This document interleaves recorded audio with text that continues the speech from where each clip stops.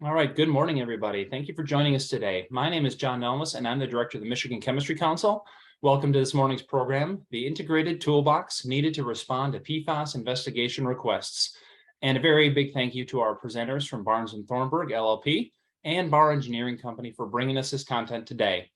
As a housekeeping matter, on this webinar, all of our attendees' lines are muted.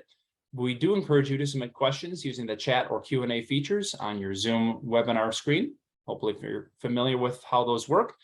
Today's session is being recorded, and we will be making the slides and recording available afterwards for all our registrants to review. I'm very excited to be able to welcome our two presenters who both bring tremendous complementary expertise to this program. First up, Tammy Helminski is a partner in the Barnes & Thornburg Environmental Department based out of their Grand Rapids, Michigan office. They also have offices in Michigan and Ann Arbor and Southfield. Tammy has her engineering degrees from Michigan Tech and her Juris Doctorate from U of M, and she has spent her entire professional career working on environmental matters. Tammy is co-chair of the firm's PFAS and emerging contaminants team and helps lead the National PFAS Regulatory Coalition. Mike Ellis is a senior environmental engineer at Barr Engineering's office in Ann Arbor. The firm also has an office in Grand Rapids in the state, as well as other locations in the Midwest. Mike has his engineering degrees from Michigan State University and more than 10 years of experience working on complex remediation projects. His work focuses on evaluating, designing, and implementing remedial actions, including conducting feasibility studies, developing remedial action work plans, managing implementation, and assessing comprehensive site remediation strategies. And they're going to be bringing us some great content, very timely and relevant, and of high interest to many. So we are excited to hear from Tammy and Mike. They're going to be sharing with us a little bit initially, and they will be glad to take questions reserved in the time at the end. We want to make this as practical and as valuable for all of our attendees. Again, thank you for being with us, and I'll turn it over to Tammy. Wonderful. Thank you so much, John, and thank you all for spending your hour with us this morning. We assume, because you've made that choice, that you have some sort of interest in PFAS and that you are working on these issues. And it's clear, though, when it comes to PFAS, no one person or one role is enough. You truly do need an integrated toolbox. So, Mike, next slide, please. Oh, sorry, you don't need to see my bio so much, but it's there if you're interested.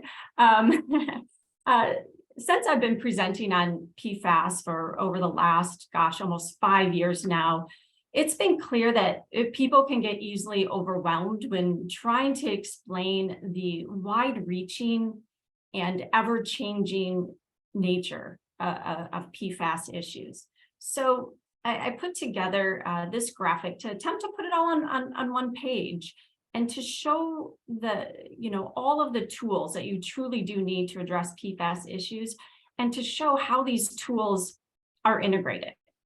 This is meant so that you can kind of find your starting point and give you a sense of the related issues.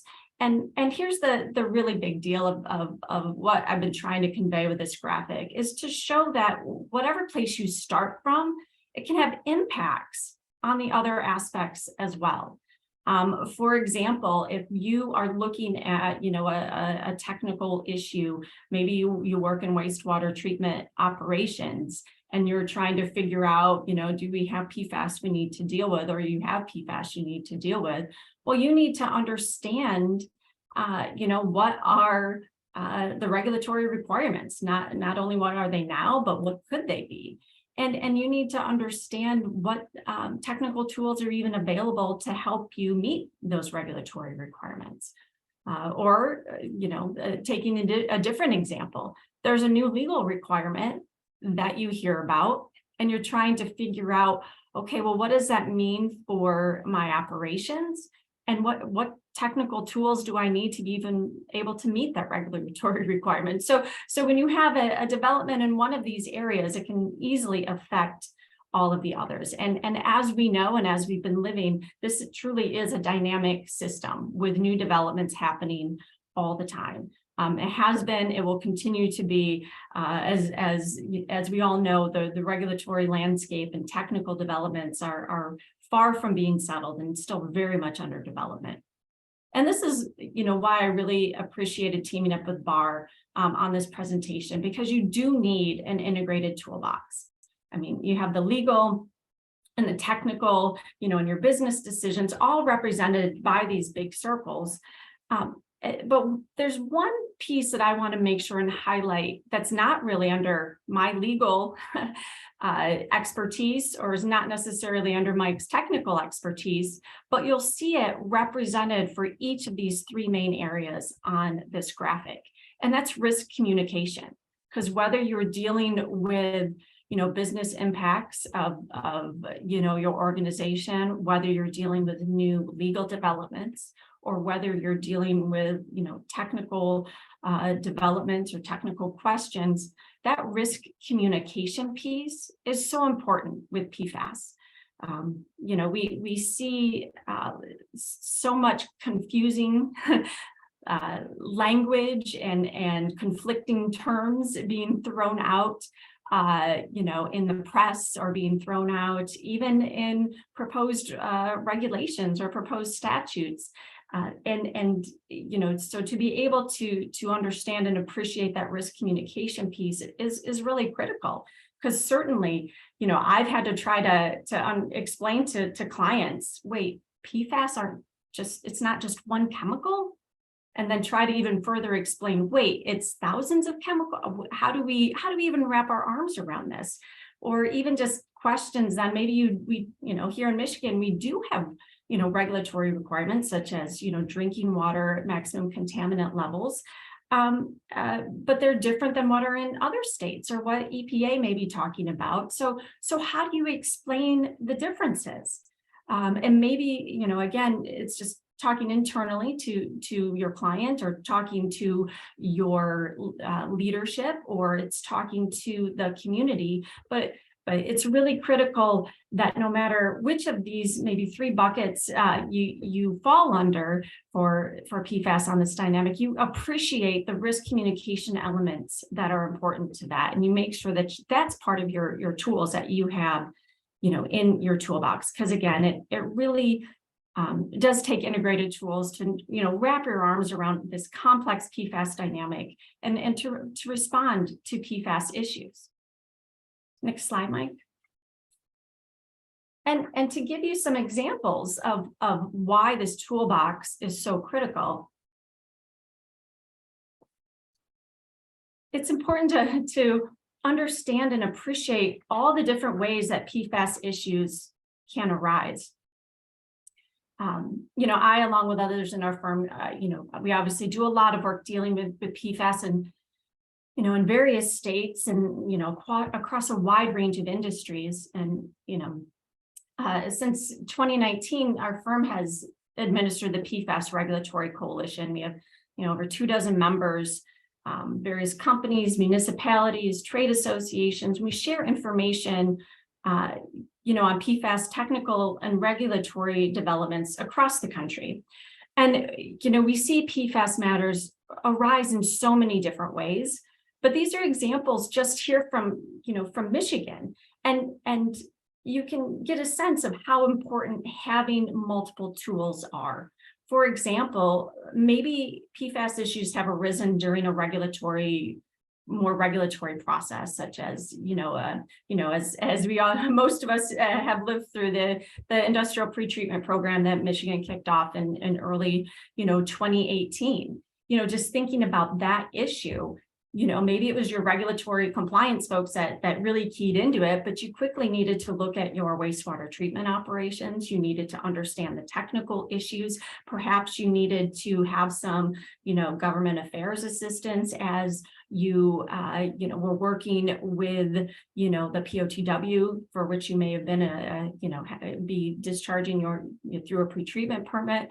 I mean, there was a lot of issues that came up from that first big wave of this IPP program, some of which were technical, but certainly not all.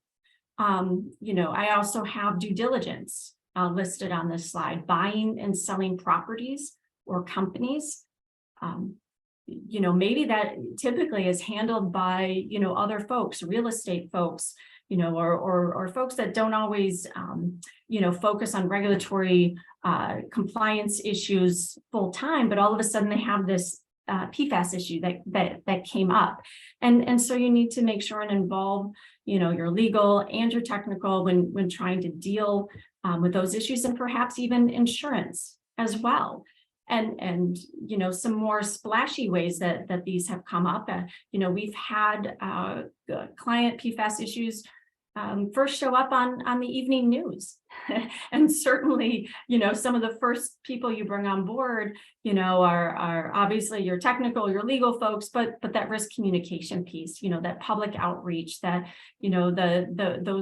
those kind of skill sets are really important in communicating what could be complicated issues, especially again, when there are terms that we use like PFAS, right? It's a shortcut where we sometimes lose those nuances, and those nuances can certainly be important. And again, these are just, a few examples of how they have arisen here in Michigan, but you can appreciate just reading your daily news feeds of all of the different ways that PFAS issues can arise. It's never just through one particular route. It can arise again through technical issues. It could arise through, your legal compliance team. It could arise through community relations concern. It could arise through perhaps, government relations. There's a lot of different ways PFAS issues can arise. And so you need to make sure and understand and have that integrated toolbox at the ready. Next slide.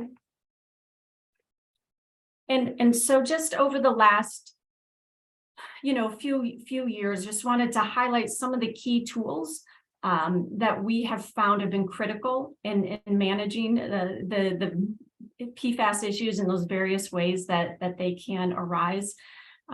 Obviously, you need to have the right team members. It isn't just one person that is your quote unquote PFAS expert. That expert or that lead needs to have a lot of tools at their disposal, including technical, legal, and communications. And I really love to emphasize the communications because again, that's not my skill set. It's not Mike's technical skill set, but that is certainly something that we need to be aware of and bring on that team. I've included no quote unquote dabblers here because, as I've mentioned, we do take shortcuts in our language and the way that we can communicate that internally. But certainly there are very important nuances when it comes to PFAS issues, whether it's legally, how do you define PFAS, or which PFAS compounds are particularly regulated in a certain program, or just the way technical issues or treatment issues are discussed. The nuances are really important when it comes to decision making, when it comes to communication. So you need to make sure that you have someone that has studied the issues and is really willing to take the time to have that precision that's needed for effective decision making and effective communication.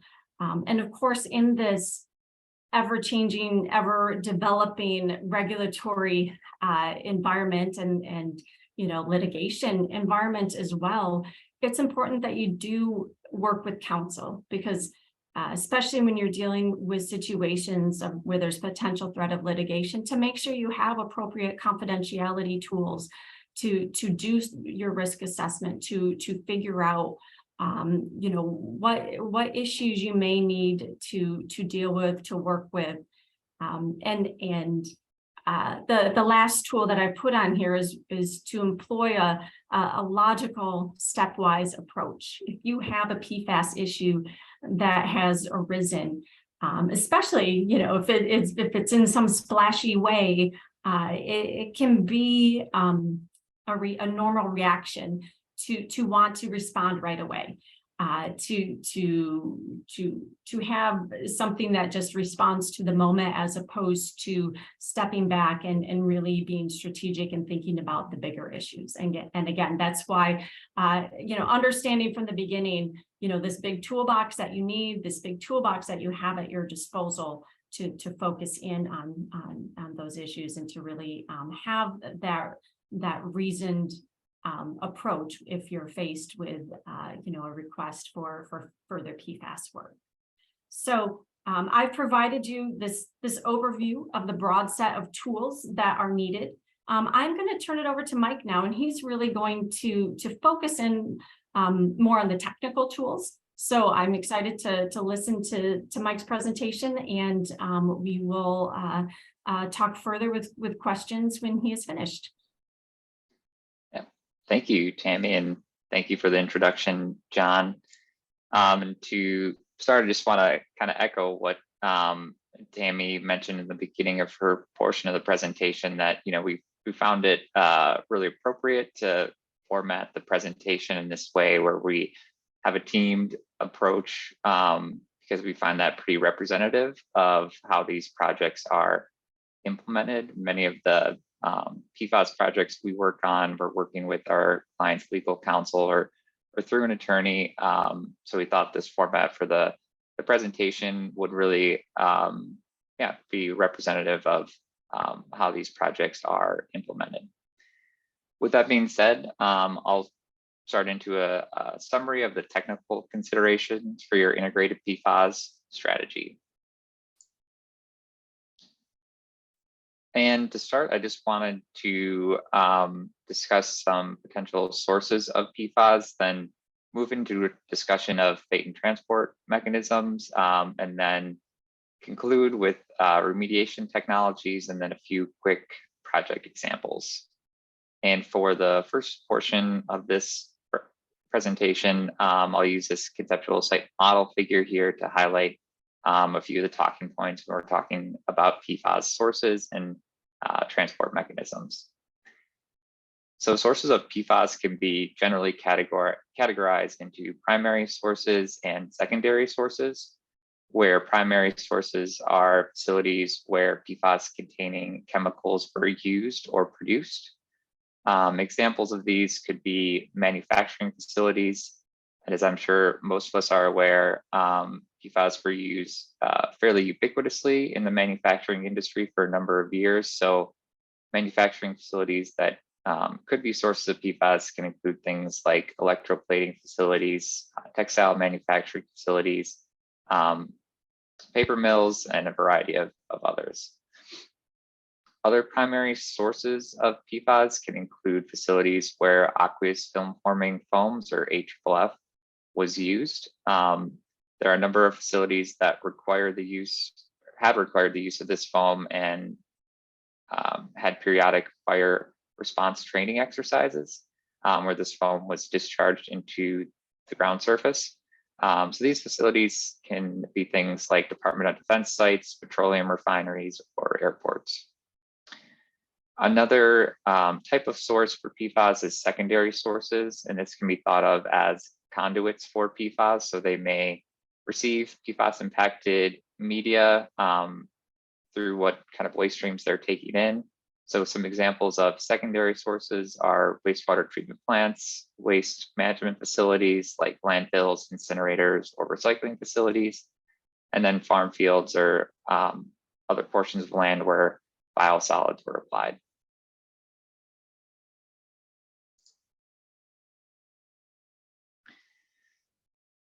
So the general characteristics of PFAS are that they don't easily degrade. That's why they're known as the forever chemicals, and they migrate fairly easily.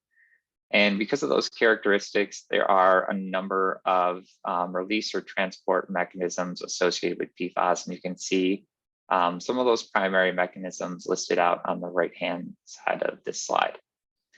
The conceptual site model figure, depicts some of those mechanisms as well. And I won't go over all of them here, but I did want to provide an overview just to kind of highlight that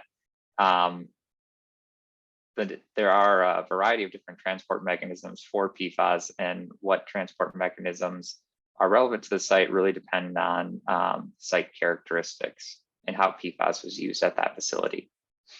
For the purposes of our discussion today, I'll focus on release and transport mechanisms that are more specific to manufacturing facilities.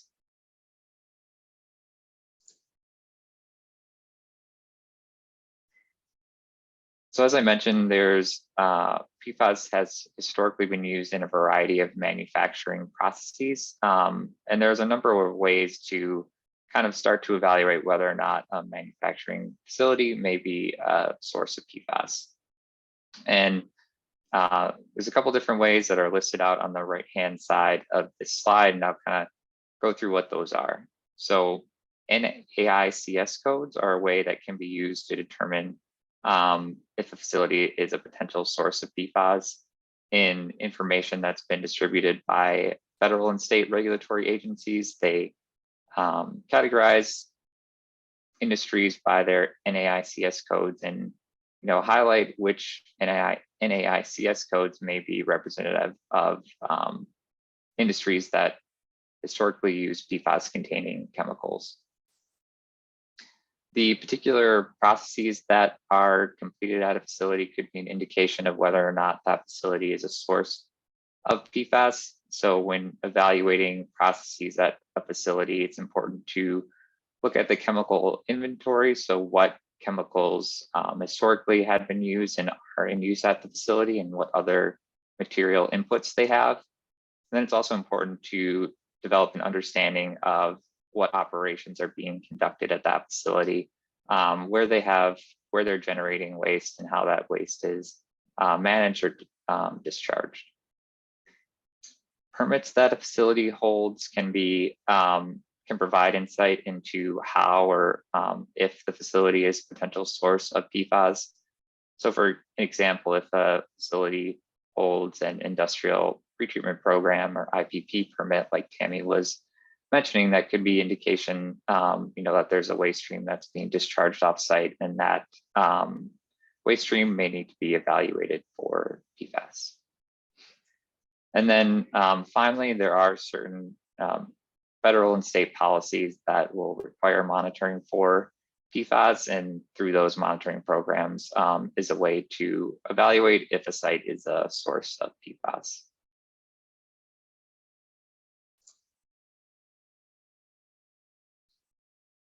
Now I'll discuss a few of the transport and release mechanisms that are particular to the manufacturing industry. To start off, I wanted to discuss the air deposition pathway. It's a pathway that's not talked about maybe as much for PFAS, but can be relevant for facilities that have air emissions. So PFAS can be emitted through a stack emission at a facility, which can lead to aerial deposition on the surrounding ground surface. And this is kind of shown in the conceptual site model figure, if you look at the yellow blinking dots on the left-hand side of the slide. So while surface soil impacts may not be a big concern with PFAS, stormwater can allow for those PFAS impacts to migrate through the unsaturated zone and create a groundwater plume. And typically this type of pathway isn't relevant, but because PFAS are regulated at such low concentrations, we have seen aerial deposition lead to groundwater plumes that impact drinking water supplies. When evaluating the aerial deposition pathway, it is important to consider the primary wind direction and speed, as that'll help determine the location and size of the investigation area. And we have seen some fairly large investigation areas depending on the climate and general weather patterns at a site. Another important consideration when evaluating the aerial deposition pathway is background levels of PFAS, and I'll talk about that a little bit later on in the presentation.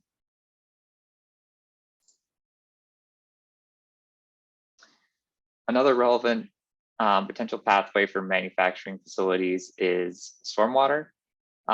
This becomes a particular concern at facilities that do have a stack emission that can cause aerial deposition of PFAS on the roof of the facility. And then during storm or rain events, stormwater runoff can absorb those PFAS impacts, which can lead to PFAS impacted stormwater. And depending on how that particular facility manages their stormwater, it could either be discharged to the ground surface, kind of infiltrating through the unsaturated zone, or it can be directly discharged to a receiving surface water body. And in Michigan, many of the facilities that have been identified by the state regulatory agency as potential sources of PFAS have been asked to complete short-term stormwater characterization studies to evaluate this pathway. Another transport mechanism I wanted to highlight for manufacturing facilities is discharge of PFAS impacted wastewater through an industrial discharge. So I'm sure most of the audience is aware, but an industrial discharge would be a discharge from a facility to a municipal wastewater treatment plant. And in Michigan, this is regulated through the IPP, or regulated through IPP permits, which are held by the municipal wastewater treatment plant itself. Now, this becomes a concern because municipal wastewater treatment plants are not designed to remediate or mitigate PFAS in their treatment processes. So if they receive PFAS impacted wastewater, it can result in PFAS being discharged to a surface water body through their NPDES discharge, or PFAS accumulating in biosolids that may be land applied.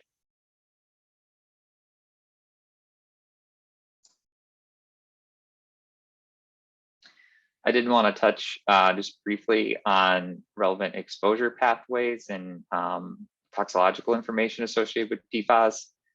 The primary pathway of concern is the drinking water pathway. We have seen the food or ingestion pathway become fairly relevant as well. Especially in Michigan, we've seen farms required to shut down due to concerns with PFAS contaminated beef. But generally speaking, the drinking water pathway is the primary pathway of concern. And exposure to that pathway can occur through contaminated drinking water supplies. So drinking water supplies can either be groundwater supply wells or surface water supplies.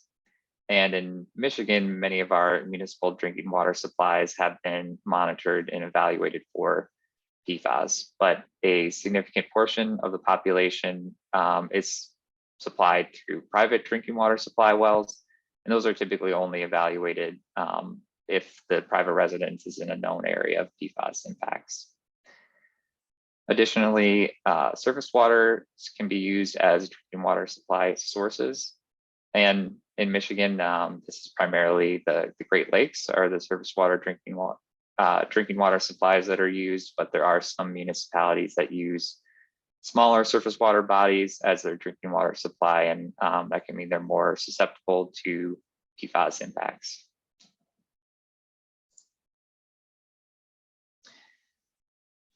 So I did want to touch on the toxicology and associated risks with PFAS exposure. And just as a general caveat, I am an engineer and not a toxicologist. So this is really just relaying information and publications that we've reviewed, but this is not my area of expertise. So generally what we've seen is that the toxicological information associated with PFAS is evolving, and that is driving criteria lower. And we've seen that recently with the EPA health advisory limits that have been released, but generally, the research is resulting in lower criteria for PFAS. If in responding to a request to investigate a facility for PFAS, contemplating doing a human health or ecological risk assessment, I do recommend working with a firm that has experience dealing with those matters. As I mentioned, the information is evolving and it's a pretty dynamic situation. So making sure you have an experienced firm as part of your team really helps move the process along smoothly. And similar to what Tammy communicated earlier, I just wanted to highlight when communicating risk, it is really important to provide the right context and caveats around that information. Being clear, but also providing enough context is really helpful when communicating risk and potentially working with a communications team to make sure that message is coming across appropriately is an important consideration in responding to an investigation request.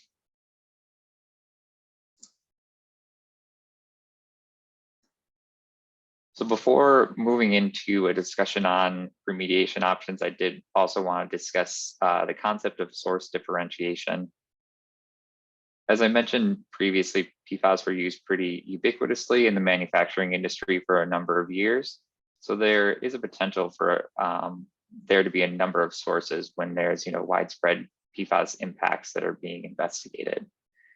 And to help with source differentiation, we recommend that facilities do a detailed inventory of their history. So this would include things like identifying what PFAS containing products were used at the facility, how long they were used for, and where they were used. And this allows us to develop what we call a PFAS signature or fingerprint. So this could be a ratio of certain PFAS compounds to one another. And with that signature or fingerprint that we would expect from that particular facility, we can assess whether or not that signature or fingerprint is consistent with the PFAS impacts that are being evaluated. And if it's not, that may be an indication that there is another source of PFAS that's contributing to those impacts. Another important consideration is evaluating background or ambient PFAS levels. And an example of when this becomes important is when you're investigating PFAS impacts through the aerial deposition pathway. I mentioned that investigations of that pathway would focus on the area downstream or downwind of the facility in the primary wind direction. But it's also important to consider collecting samples in the upwind or upgradient areas to develop that ambient or background level that you would expect to see, and then using that data as a point of comparison when looking at the impacts that may be contributed by the particular facility.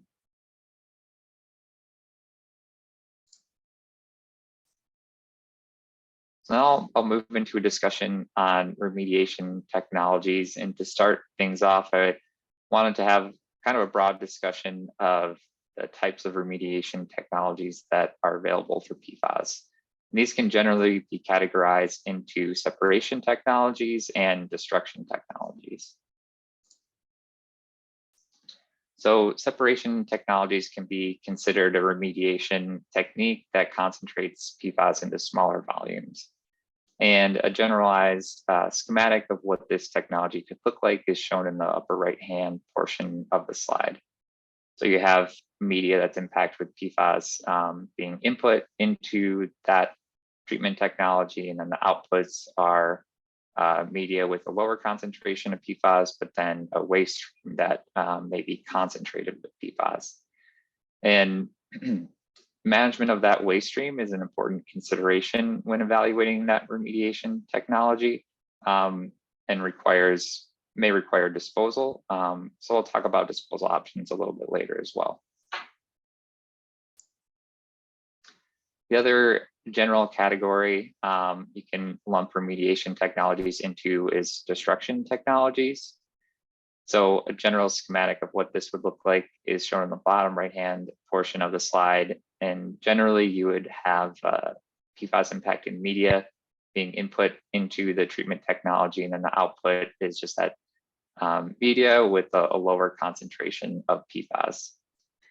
And some of the wording on this slide, is intentional when we say destruction technologies can destroy some PFAS, and then the output is water or solids with less PFAS. And that's because there are destruction technologies that could focus on certain compounds or a certain family of compounds within the broad PFAS category. So you may have less PFAS in the output of a destruction technology, but that doesn't necessarily mean that all PFAS compounds are being destroyed.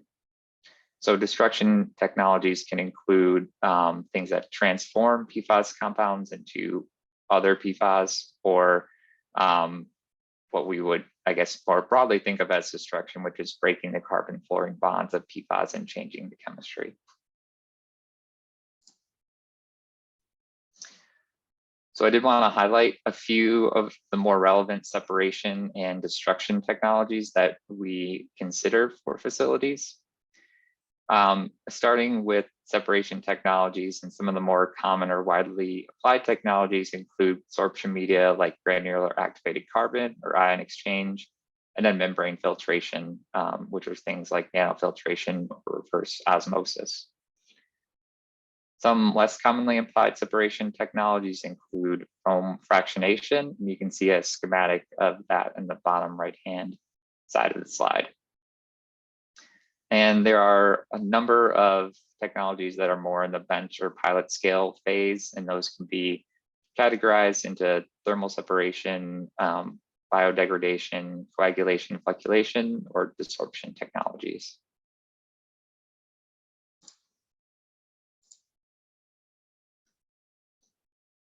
Now moving into destruction technologies, some of the more commonly applied technologies are high temperature incineration and thermal GAC reactivation with thermal oxidation.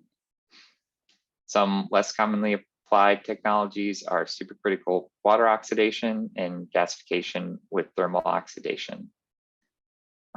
Similar to separation technologies, there are a number of technologies that are more in the bench or pilot scale phase where research is still being done to prove that technology can be successful at full-scale implementation.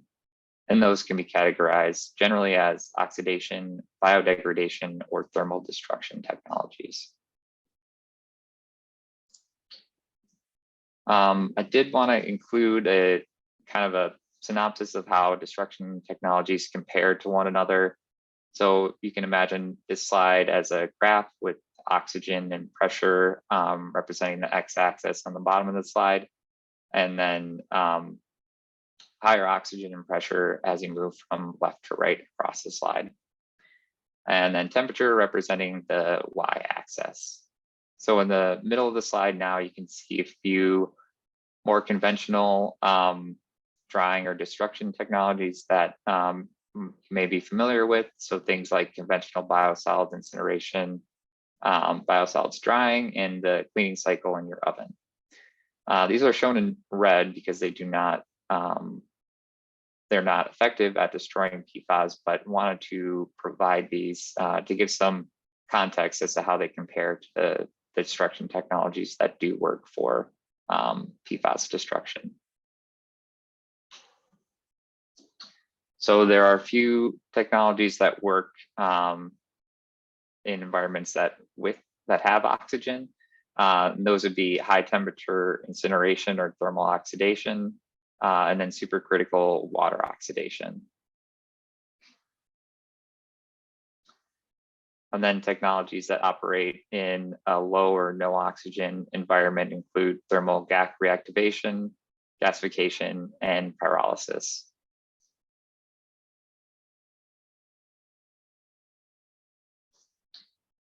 I mentioned disposal earlier, and I just wanted to circle back on that. There's primarily three options for disposal, and those are landfills, incineration, and industrial wastewater treatment. And non-hazardous incinerators and landfills are generally not accepting PFAS impacted waste. So that really leaves hazardous waste landfills and incinerators as options for disposal of solid waste.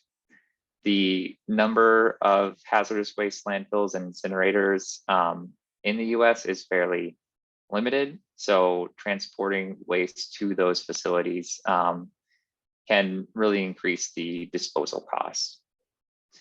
Additionally, these facilities have a relatively high disposal costs compared to what users may be used to for non-hazardous waste landfills or incinerators. So it's really important to get a grasp of what those disposal costs may be, especially if you're evaluating something like a separation technology that will require management of a waste stream. To conclude the presentation, I wanted to provide a few project examples that highlight the approaches we've talked about and as part of this integrated toolbox. So these are fairly high level. I won't get into too much technical detail, but they do reflect how we like to go about these projects. The first project example is an electroplating facility. The facility has an industrial discharge and an on-site wastewater treatment system, but the system was not designed ever to treat PFAS. It was designed to mitigate metals that would be in the wastewater stream from the facility. This facility was identified as a source of PFAS through the IPP screening program, and the concentrations were fairly significant. And I mentioned that because the goal that this facility had was to reduce concentrations in their wastewater stream before putting in some sort of additional treatment step like an activated carbon system. They acknowledged that they would never be able to reduce concentrations by removing the source of PFAS in the facility to the point where it would meet their permit requirements. But their goal was to try and mitigate, some of that source so that they could implement a smaller treatment system at the facility and potentially have less frequent change outs of their media, which would result in a lower operational and maintenance cost for that treatment system. When we got involved in this project, there was no primary source of PFAS at the facility identified. So our first step was to kind of complete that facility inventory, doing a detailed walk down of the facility with operations staff, and a review of products that had been used at the facility and where they had been used. I also wanted to note that this facility had multiple plating lines that all fed into the same on-site wastewater system. So evaluating contribution from those different lines was an important step in identifying the source.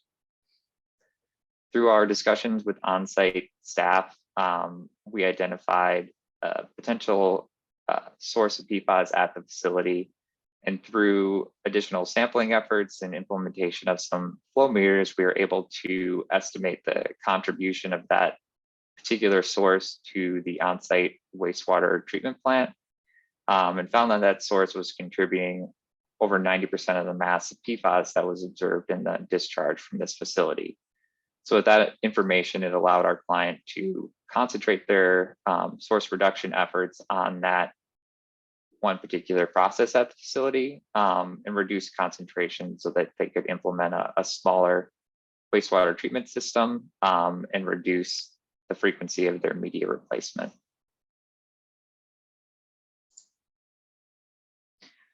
The second and final project example I'll provide is an industrial laundering facility. Similar to the earlier project example, this site had an industrial discharge and was identified as a potential source of PFAS through their industrial discharge during the IPP screening process. Now that identification was based on a grab sample result, which is fairly typical in that type of screening process.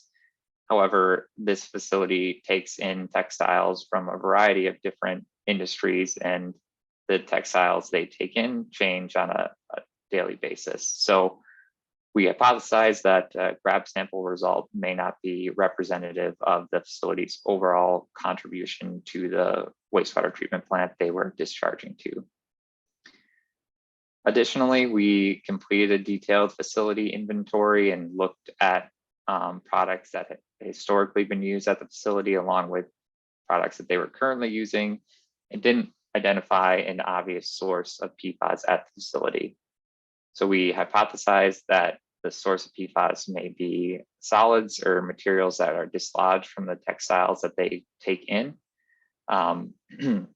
And to evaluate that hypothesis, we collected samples of that material and analyzed them for PFAS.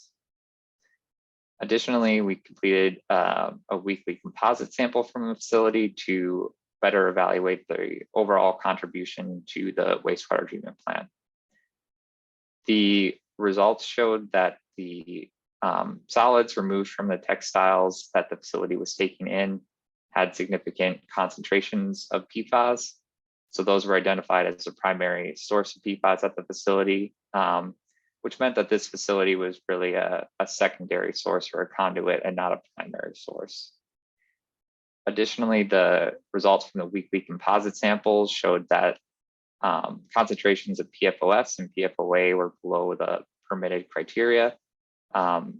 So with that information, we were able to summarize the results and submit it to the regulatory agency, and no additional action was needed by this facility. So this is really an example of how understanding the conceptual site model and collecting samples that appropriately reflect the contribution from the facility can potentially reduce the efforts that are needed to respond to a PFAS investigation request.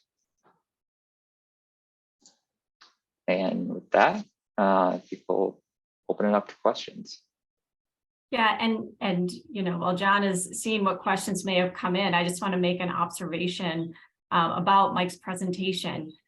Just kind of with the groundwork I laid in terms of that integrated toolbox, and each section where Mike was presenting, whether it was about the conceptual site model, the source differentiation, the treatment disposal options, or as project examples, I kept having this mental list I was ticking through of all the different tools that are needed to address those issues. Like how do you choose which treatment technology to look at, right? You need to consider the legal considerations, the costs, the public acceptability. When you make a choice, how do you communicate that?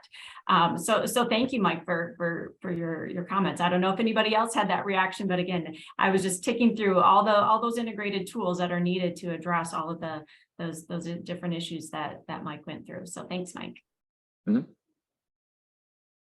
All right, everybody. Again, we encourage you to use the Q&A feature of the chat to submit any questions you may have. I'll start with just a general question for either of you, and that is, in what ways is PFAS as a class of substances just different from other substances that folks may have dealt with these types of issues? Or what do you think is the best analog that folks may have previously dealt with in how they would approach PFAS?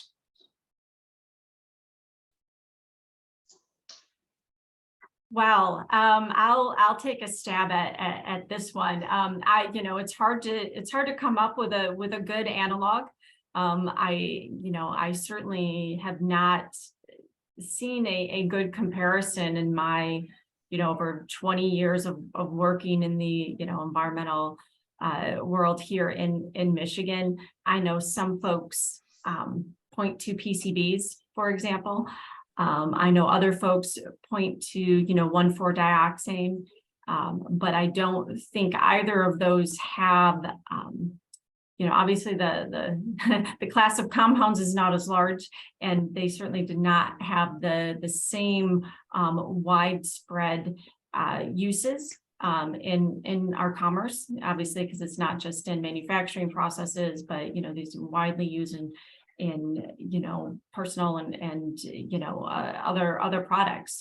So I can't think of a good analog. Again, there are ones that people point to, but to me this truly is different and a new situation that we are facing. Certainly learning lessons and pulling from lessons that we have learned from dealing with things like PCB and 1,4-dioxane, but this is applying it in a whole new way.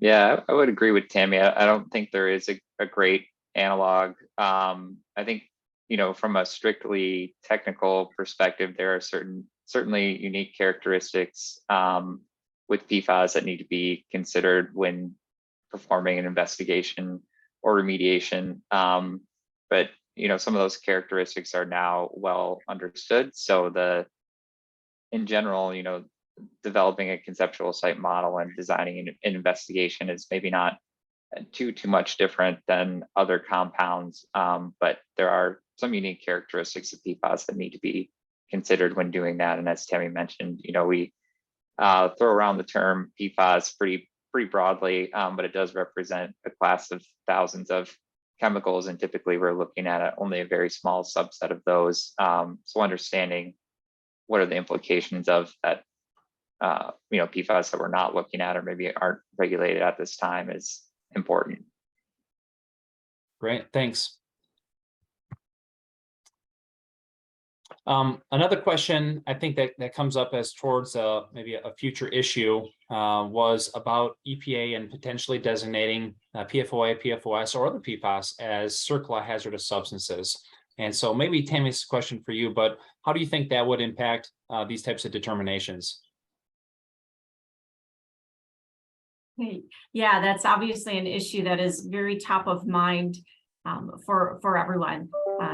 EPA did come out with a proposed rule to designate PFOA, PFOS as hazardous substances under CERCLA. The comment period is up by, I believe, November 7th is the deadline.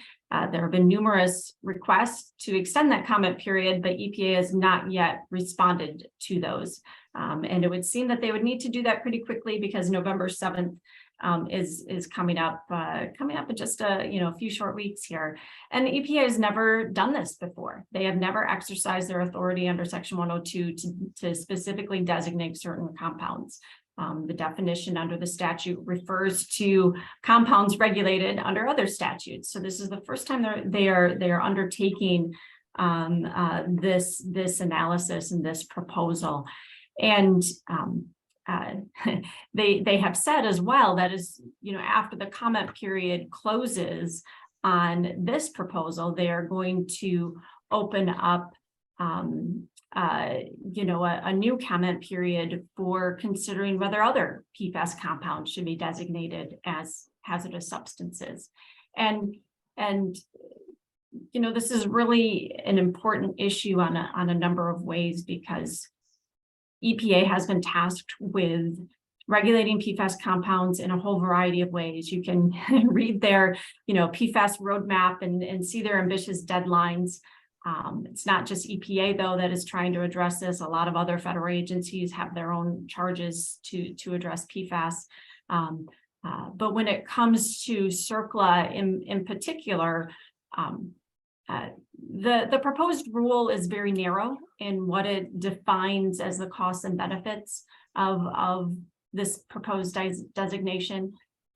The initial benefit, they say, is that there's going to be additional reporting of when PFOA and PFOS has been released, because as we know, that's the main thing that CERCLA requires. If you have a release of a hazardous substance, you need to report that.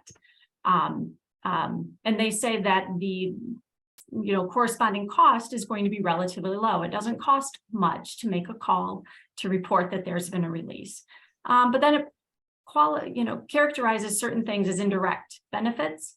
And the ability for EPA to respond more quickly when there are PFAS issues, and also the ability for parties to be able to get cost recovery. Because as we know, CERCLA, allows for cost recovery and contribution that is, has kept a lot of environmental lawyers busy for a number of years in litigation, trying to figure out how we do that proper allocation. And those costs, though, are not included in the rulemaking. So it will be, very interesting to see what EPA will do with this. I know there are a lot of concerns, in particular for small businesses, groups like municipalities or others that do not, that may receive PFAS compounds or, otherwise are required to use compounds with PFAS in them. And they're just afraid of what that CERCLA liability will mean for them. And they feel that there's some unfairness in having this proposed rule that will impose these liabilities for actions that they don't really control. So that could be a whole topic of a whole other webinar. But certainly that can have wide-reaching implications, and understanding what those could be. Just to tie it back to this webinar, does require using a lot of our integrated tools to understand what could be the effects of operations, the limitations, if they are hazardous substances, how do we treat them? We don't have a lot of good, affordable treatment options, disposal options, likewise, very limited, and could have huge cost implications. So when you look at that proposed rule, really think about it in this context of the integrated toolbox and all the different ways and all the different factors you need to consider when EPA does a big rulemaking like this. Great, thanks, Tammy. One final question I just had, and it's a little bit tangential, but I know the focus of today's conversation was mainly around environmental investigations. But I know that EPA is also looking at some things with regard to TSCA and the supply chain that would require pretty extensive, investigation of suppliers and products, and that is a very big unknown. Have either of you aware of that issue? And is that something that's separately coming down the pike that companies are going to have to deal with along with the environmental side? I'd say I'm not aware of it. I don't know if you are, Tammy. Yeah, I know that TSCA obviously is another program in which EPA is really focusing their PFAS efforts, because emphasis for certain approaches to PFAS is, well, let's remove its use from commerce. And so they're turning to TSCA to try to understand how is it even getting approved to be used in our products, et cetera. So they, I know, emphasis on trying to figure that piece out. So it is an important piece of EPA's, overall strategy, and it isn't one that gets as much attention, obviously, because remediation and CERCLA are the ones where a lot more practitioners focus, but certainly that TSCA piece is an important part of EPA's strategy. Yeah, I think it's going to be a topic going forward. I think we've seen a lot of stories about PFAS being found in a variety of substances where companies were only modestly maybe aware of what can be, and especially when you consider a pretty expansive definition of what's considered a PFAS sometimes. So yeah. And I'll just mention that that there's proposed additional changes to the TRI rules regarding supplier notifications and removing the de minimis requirement. So we'll see potentially more about that coming down as well, just in that along those lines for EPA having greater emphasis on finding out where all it may be. Absolutely. Well, thank you very much, Tammy and Mike, for your content, and I hope it was valuable to all of our attendees. Again, we will be sending out the recording and the slides to those who registered. And certainly if you have any questions, please certainly reach out to the presenters, and their colleagues would be very glad to follow up with you on any further questions you may have. So thanks again. Have a great rest of your day, everybody. Yeah. Thanks, everyone. Thank you. Thanks.